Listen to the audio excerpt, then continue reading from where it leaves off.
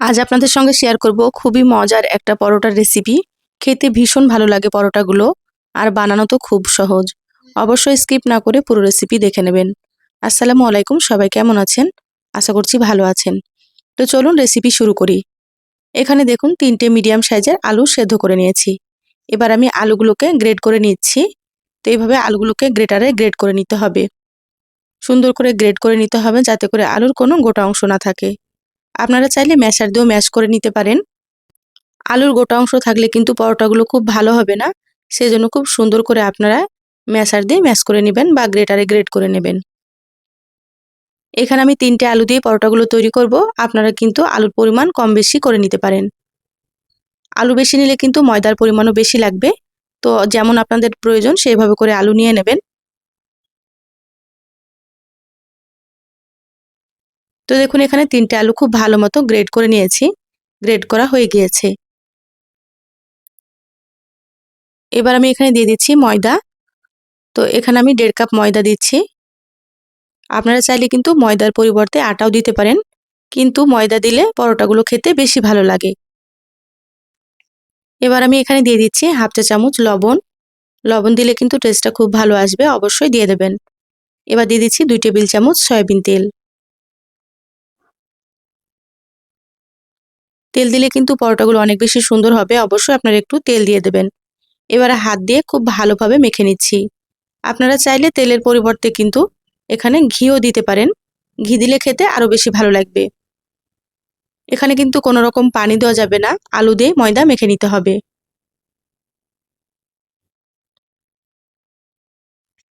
একটু সময় নিয়ে সুন্দর করে ময়দা মেখে নিচ্ছি। আমরা যেমন পরোটা বানাই সেভাবে করে কিন্তু ময়দা মেখে নিতে হবে। খুব বেশি কিন্তু নরম করা যাবে না।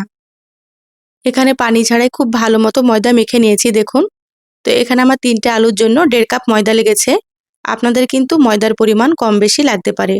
আলু যেহেতু ছোট বড় থাকে সেই জন্য। তো সেইভাবে করে দিয়ে আপনারা মেখে নেবেন। এবার ঢাকা দিয়ে সাইডে সরিয়ে রেখে দিলাম। এবার এখানে দেখুন একটা প্লেট নিয়েছি। প্লেটে আমি 3টে ডিম ভেঙে নিচ্ছি। আমি যতগুলো পরোটা তৈরি করছি এখানে 3টে ডিমই লাগবে। দেখুন 3টে ডিম ভেঙে নিয়েছি। এবার দিয়ে দিচ্ছি স্বাদ মতো লবণ। তো এখানে আমি হাফ চা চামচ মতো লবণ দিয়ে দিলাম। দিয়ে দিলাম এখানে পেঁয়াজ কুচি। এখানে ছোট সাইজের একটা পেঁয়াজ একেবারে ছোট ছোট করে কুচি করে নিয়েছি। দিয়ে দিলাম 2টো কাঁচামরিচ কুচি।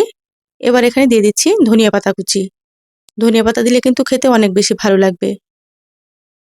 আর দিয়ে দিলাম হাফ চা চামচ চিলি ফ্লেক্স। আর হাফ চা চামচ দিয়ে দিলাম চাট মশলা। এবার একটা কাঁটা চামচ দিয়ে খুব ভালোভাবে সুন্দর করে মিশিয়ে নিচ্ছি। যারা ভিডিওটি ইউটিউব থেকে নতুন দেখছেন প্লিজ চ্যানেলটা সাবস্ক্রাইব করে চ্যানেলের সাথে থাকবেন। আর যারা ফেসবুক পেজ থেকে ভিডিওটি দেখছেন একটা লাইক দিয়ে পেজটা ফলো করে রাখবেন। তাতে করে আমি যখনই ভিডিও আপলোড করব আপনারা সবার প্রথমে নোটিফিকেশন পেয়ে যাবেন। দেখুন খুব ভালোভাবে মিশিয়ে নিয়েছি। এবার আমি সাইডে সরিয়ে রাখছি। এবার এখানে দেখুন ময়দাটা আবারও নিয়ে নিয়েছি। আগের থেকে কিন্তু অনেকটাই সফট হয়ে গিয়েছে। আবারও হাত দিয়ে খুব ভালো মতো একটু মথে নিচ্ছি।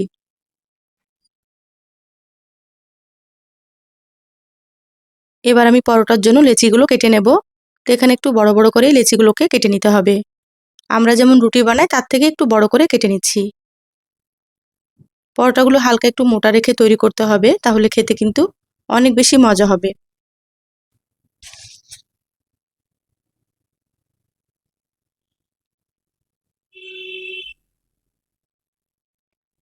দেখুন সব লেচিগুলো কাটা হয়ে গিয়েছে। এখানে কিন্তু 8টা লেচি হয়েছে। এবার আমি একটা লেচি নিয়ে নিচ্ছি আর বাকিগুলো ঢাকা দিয়ে সাইডে সরিয়ে রাখছি।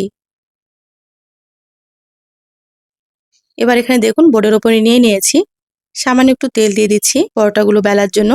খুব বেশি কিন্তু তেল লাগবে না, একেবারে সামান্য পরিমাণে দিয়ে দেবেন। এবার বেলনি দিয়ে আমি বেলে নিচ্ছি।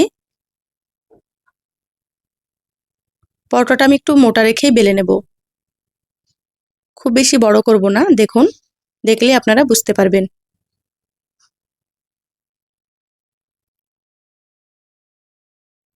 দেখুন পরোটাটা বেলা হয়ে গিয়েছে। এভাবে হালকা একটু মোটা রেখে বেলে নেবেন।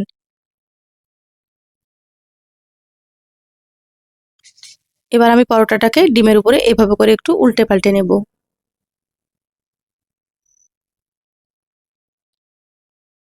গ্যাসে আমি আগে থেকে একটা ফ্রাই প্যান বসিয়ে দিয়েছি হালকা একটু তেল দিয়ে। এবার আমি পরোটাটা দিয়ে দিচ্ছি। তো এখানে আমি হালকা একটু সয়াবিন তেল দিয়েছি, খুব বেশি না, একেবারে অল্প করে দিয়েছি। এবার এখানে দেখুন ডিমের মিশ্রণ আবারও একটু দিয়ে দিচ্ছি। এইভাবে করে একটু ডিম দিলে আরও বেশি ভালো লাগবে পরোটাটা খেতে। এই পর্যায়ে কিন্তু গ্যাসের আঁচটা মিডিয়ামে রেখেছি। এবার আমি দেখুন পরোটাটা উল্টে নিচ্ছি। আবার উপর দিয়ে একটু ডিম দিয়ে দিচ্ছি।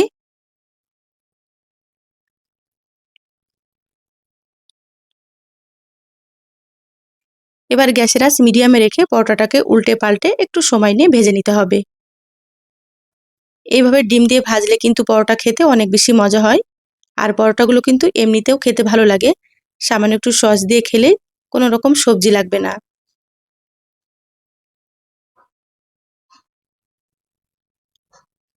দেখুন আস্তে আস্তে পরোটাটার কালারটা অনেকটাই চেঞ্জ হয়ে গিয়েছে আর ভাজা প্রায় হয়ে এসেছে। এভাবে আপনারা একটু উল্টে পাল্টে সময় নিয়ে ভেজে নেবেন। এবার আমি পরোটাটা তুলে নিচ্ছি। তো আবারও আপনাদেরকে একটা আমি ভেজে দেখাচ্ছি।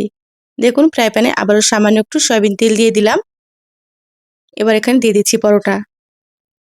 আপনারা পরোটাগুলো ঘি দিয়ে ভেজে নেবেন, তাহলে দেখবেন খেতে আরও বেশি ভালো লাগবে। তো এখানে আমি তেল দিয়ে ভেজে নিচ্ছি। আবারও ডিম দিয়ে দিলাম। পরোটাটাকে উল্টে নিয়েছি, আবারও উপর দিয়ে একটু ডিম দিয়ে দিচ্ছি।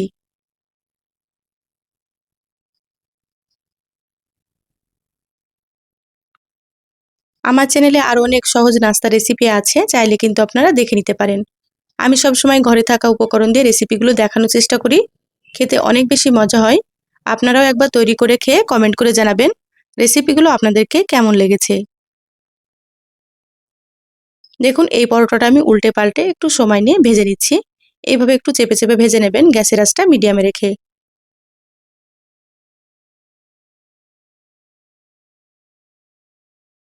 দেখুন এই পরোটাটাও ভাজা হয়ে গিয়েছে। এবার আমি পরোটাটা তুলে নিচ্ছি।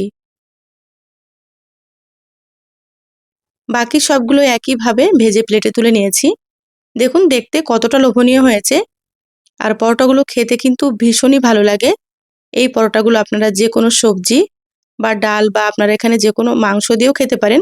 চাইলে আপনারা একটু সস দিয়েও খেতে পারেন। সস দিয়েও খেতে কিন্তু অনেক বেশি ভালো লাগে। তো এই পরোটা রেসিপিটা আপনাদেরকে কেমন লাগলো চ্যানেলের কমেন্ট বক্সে কমেন্ট করে জানাবেন। ভালো লাগলে একটা লাইক দিয়ে ভিডিওটা শেয়ার করে দিবেন। এবার আপনাদেরকে একটা পরোটা আমি ভেঙে দেখাচ্ছি। দেখুন কতটা নরম তুলতুলে হয়েছে। দেখেই বুঝতে পারছেন এই ডিম আলুর পরোটাগুলো কিন্তু অনেক বেশি ভালো হয়। এই পরোটাগুলো তৈরি করে আপনারা কিন্তু সকালেও খেতে পারেন বা রাত্রেও কিন্তু খেতে পারেন। যে খাবে সে কিন্তু ভীষণই পছন্দ করবে। সবাই ভালো থাকবেন, সুস্থ থাকবেন। দেখা হবে নতুন রেসিপিতে। ধন্যবাদ সবাইকে। আল্লাহ হাফেজ।